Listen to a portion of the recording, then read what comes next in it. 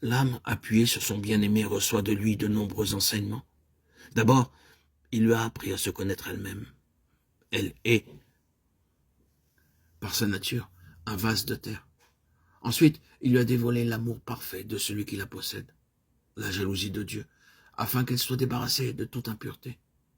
Maintenant, il la ramène aux affaires de cette vie, afin qu'elle soit, dans les plus petits détails, une économe fidèle. La vie d'union avec lui doit être manifestée dans chaque parole, chaque regard, toute action. L'Esprit céleste doit la pénétrer complètement, même en ce qui semble le moins important.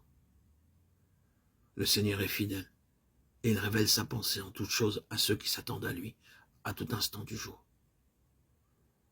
Je t'instruirai et t'enseignerai le chemin par lequel tu dois marcher. Psaume 32, 8. Ceci doit être vrai des choses les plus petites comme les plus grandes, et l'âme qui marche avec lui, appuyée sur son bien-aimé, a l'intuition de ce qui est digne de Dieu. Elle va de lumière en lumière, discernant toujours mieux la pensée du Seigneur dans les choses pratiques de la vie quotidienne. Ce qu'on a nommé le côté séculier de l'existence devient pour elle les affaires extérieures du roi.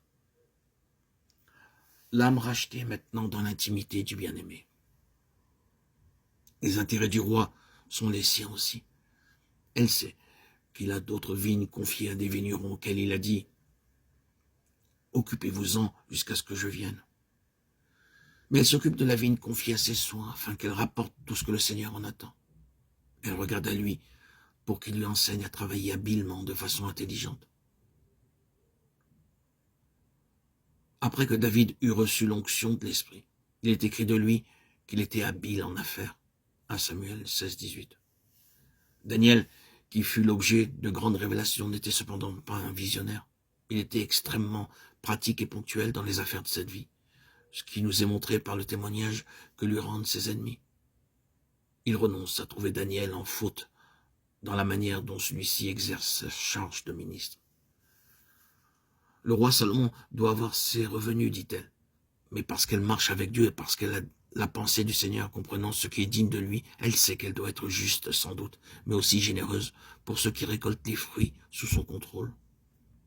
Elle sait que le roi n'accepterait pas de revenus perçus à leur détriment et que l'ouvrier est digne de son salaire. Un paiement insuffisant serait un déshonneur pour le roi, et les personnes employées avec des salaires au rabais ne pourraient pas agir non plus de façon digne du roi, de manière royale. Enfin, des conséquences éternelles sont attachées à la manière dont elle exerce la charge qui lui est confiée. Puisqu'elle est destinée à régner avec le Seigneur, elle doit apprendre à juger les plus petites affaires, car les saints jugeront le monde. 1 Corinthiens 6, 2.